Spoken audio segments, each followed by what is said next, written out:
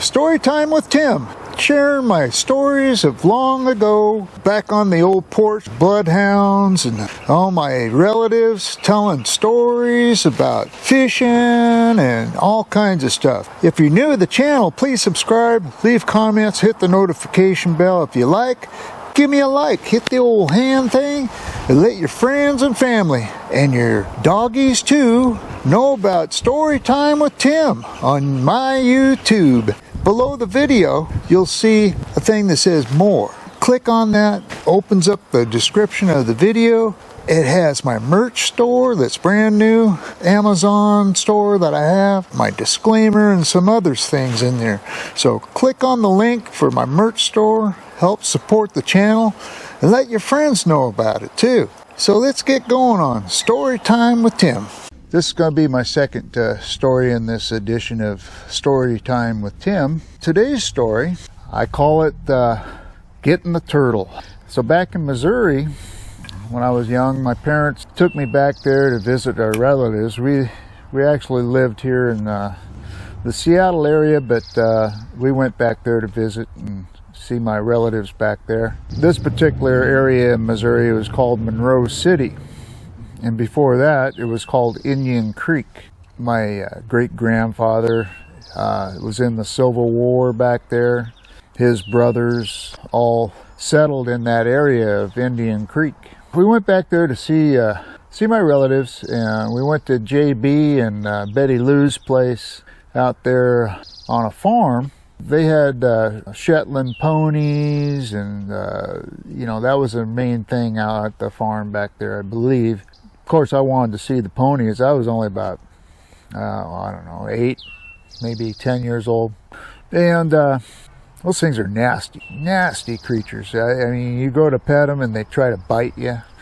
You know, they're not much fun to pet. I don't know why they even raised them, to tell you the truth. Mean, nasty critters.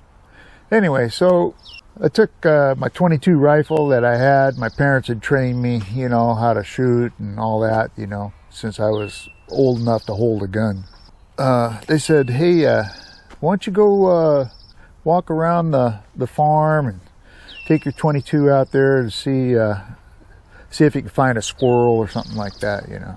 So I did, and I was walking around and got by this little pond. There was kind of a retention type cattle pond, you know, so they could come down and drink some water or whatever, natural, you know.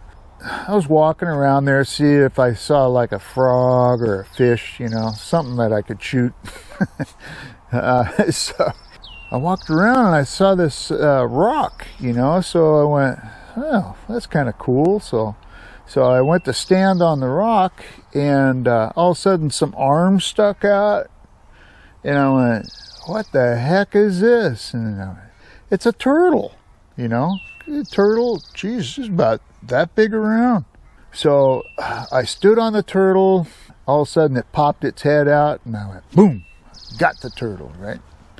So I grabbed it by the tail or whatever, and carried it up to the house, carrying my rifle and the turtle, and you know, like I was only like 8 to 10 years old, so the turtle was pretty heavy, you know.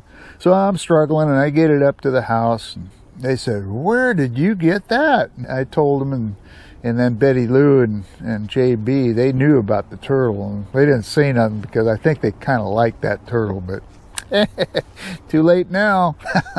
So my Uncle Louie was there too, and he didn't live there. They lived in the town of Monroe City. We took it back to Uncle Louie's place, and my Aunt Margaret, she was going to cook it up. My mom says, man, it'll take 2 days to cook this turtle.